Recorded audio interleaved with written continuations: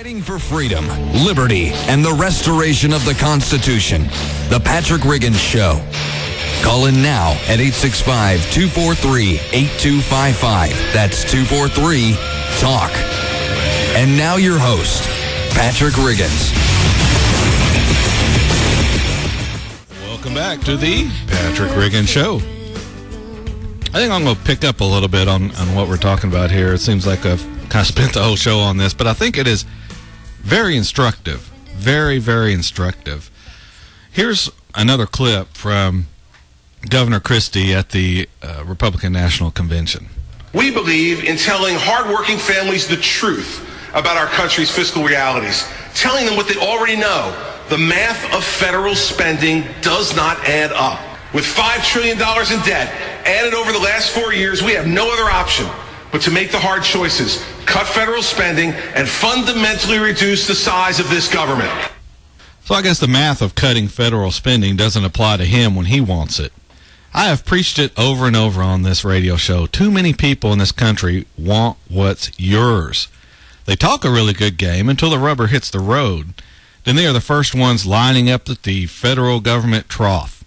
What happened to, we can't afford it, Governor? They believe that the American people don't want to hear the truth about the extent of our fiscal difficulties. They believe the American people need to be coddled by big government. No. As we know now, you also think the American people want to be coddled by big government, just like the Democrats. If you're going to talk the talk, Governor Christie, we are going to expect you to walk the walk. The slowest economic recovery in decades, a spiraling out of control deficit, and an education system that's failing to compete in the world. It doesn't matter how we got here. There's enough blame to go around. What matters is what we do now. And what we do now is pour out more federal money. That's the answer? You said there's enough blame to go around. I guess we can blame you for begging President Obama for our money to help out your state. I don't want my children and grandchildren to have to read the history book what it was like to live in an American century. I don't want their only inheritance to be an enormous government that is overtaxed, overspent, and overborrowed a great people into second-class citizenship. I want them to live in a second American century. Yeah, Governor Christie. Have you forgotten this speech completely between August and now? You never really believed what you were saying at the Republican convention, did you? If you did, you wouldn't be going on dates with the president, trying to prostitute yourself out for federal government aid, money that's coming directly out of everyone's pocket. Now, in this next clip, he talks about what American exceptionalism is. Where real American exceptionalism is not a political punchline, but is evident to everyone in the world just by watching the way our government conducts its business every day and the way Americans live their lives. Yeah, we can see what you think of that by the way you are conducting government business and the way you are forcing your citizens to live their lives, encouraging them to beg for scraps from the government. They're only following the lead of their governor. Where our military is strong, our values are sure, our work ethic is unmatched, and our Constitution remains a model for anyone in the world struggling for liberty. Yeah, our Constitution is a model for anyone struggling for liberty.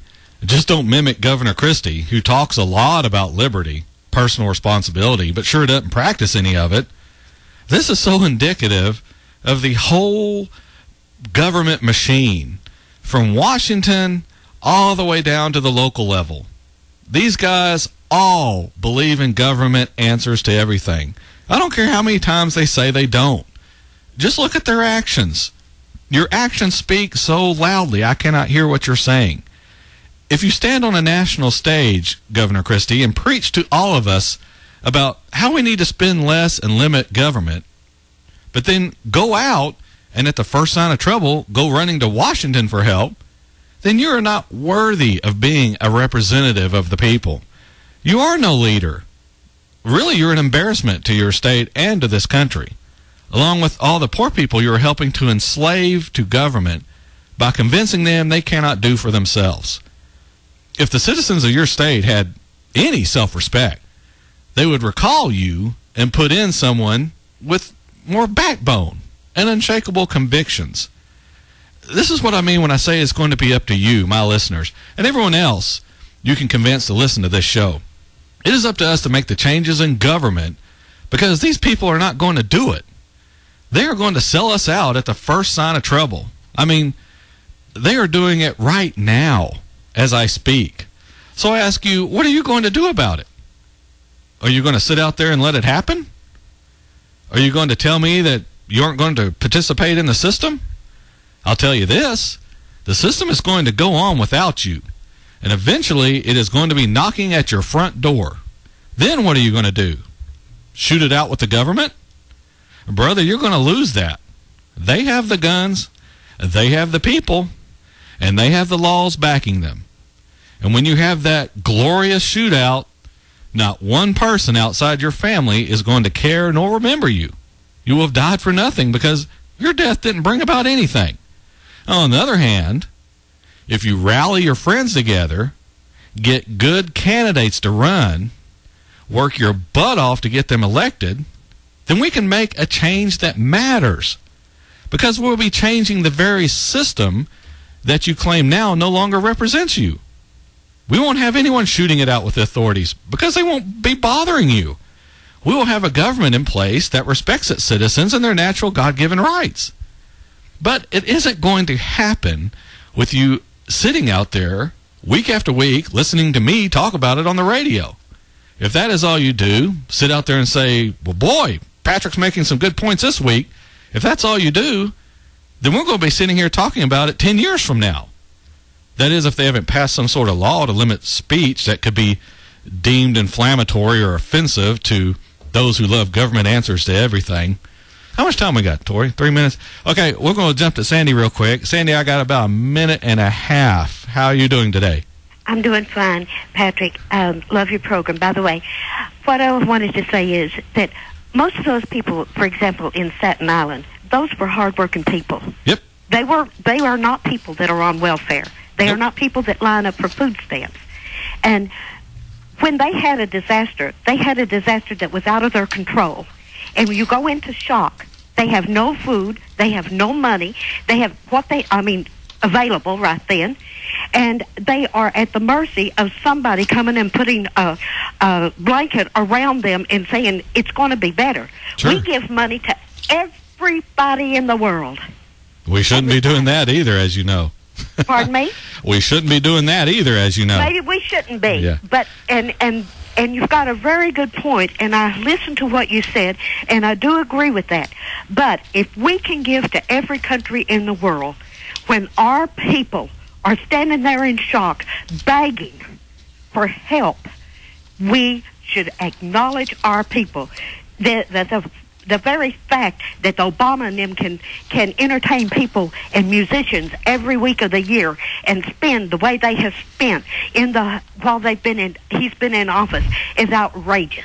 It is. It is truly outrageous. And I see your point exactly, that if we're going to be spending money, why not spend it on ourselves? You know, he called the president down in Mexico, and he reminded him to make sure that the Mexicans that come up here into the United States, to be sure and tell them that they can sign up for food stamps. Yeah, What for? no. Yeah, exactly. If they can't manage to bring enough money with them to live and sustain themselves till they can become a citizen, they shouldn't be here. They sure wouldn't let us go to Mexico and go in and say, okay, I'm ready to sign up for food stamps. I want Section 8. I want this. I want that. Because everybody can do that here. They would certainly kick you out. I'm up on the last of the show, okay. Cindy. Thank you, Patrick. Thank you so much for listening. We enjoy having you on here. Get a little bit excited sometimes. Oh, no problem. No problem. Thanks a lot. Bye-bye. Thank you. Bye-bye. All right. There we go. This is the last of the show here, and she does make a point. But like I said, the fact is we don't have the money for this. So anyway, you want more information about me or the show, go to facebook.com/Patrick Riggins Show. Also YouTube, youtube.com/Patrick Riggins Show. Let's see. Yeah, we're up on the end here. You can also email me, patrickriggins@gmail.com.